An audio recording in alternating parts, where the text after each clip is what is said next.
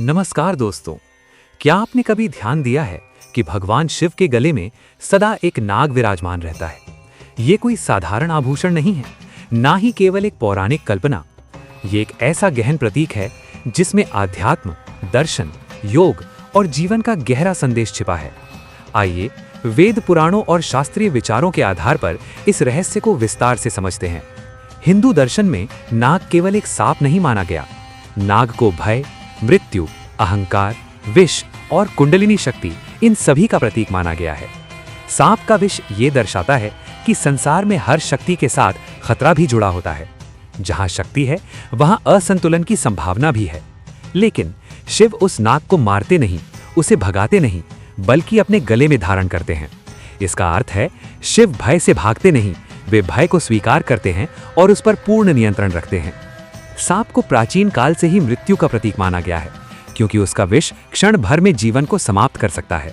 परंतु जब वही नाग शिव के गले में शांत अवस्था में दिखाई देता है, तो ये संदेश देता है कि शिव मृत्यु से भयभीत नहीं है, बल्कि मृत्यु उनके अधीन है।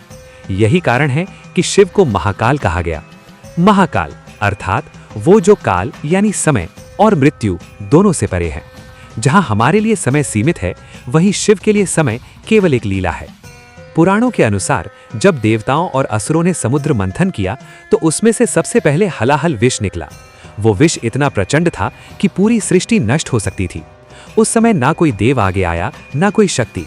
तब शिव ने करुणा से वो विष अपने कंठ में धारण कर लिया। उन्होंने उसे ना निगला, ना बाहर फेंका, बस अपने गले में रोक लिया। इसी कारण वे नीलकंठ कहलाए। गले में नाग का होना उसी घटना का प्रतीकात्मक विस्तार है कि जीवन में मिलने वाला विष, चाहे वो दुख हो, अपमान हो, क्रोध हो या नकारात्मकता हो, उसे बाहर फैलाओ मत, उसे भीतर संभालो, नियंत्रित करो। यही शिव मार्ग है। योग शास्त्रों में नाग को कुंडलिनी शक्ति का प्रतीक माना गया है। ये शक्ति मानव शरीर में मेरुदंड के आधार पर कुंडली मारे सुप्त अवस्था में रहती है। जब यह शक्ति जागृत होती है तो व्यक्ति असाधारण चेतना को प्राप्त कर सकता है। शिव को आदि लोगी कहा गया, अर्थात योग के प्रथम गुरु। उनके गले में विराजमान नाग ये दर्शाता है कि जागृत कुंडलिनी भी संयम और संतुलन में रहनी चाहिए, क्योंकि अनियंत्रित शक्ति साधना नहीं, विनाश बन जाती है। शिव के गले का नाग हमें यह भी सिखाता है कि जीवन में समस्याएं, भय और विष हमारे शत्रु नहीं हैं, वे हमारी परीक्षा हैं। जो व्यक्ति अपने डर से लड़ना सीख लेता है, जो अपने क्रोध को समझ लेता है, वही सच्चे अर्थों में साधक बनता है। इस प्रकार शिव के गले में नाग होना हमें सिखाता है, डर से भागो मत, क्रोध को दबाओ मत, उसे समझो, उसे स्वीकार करो और फिर उसे नियंत्रित करो।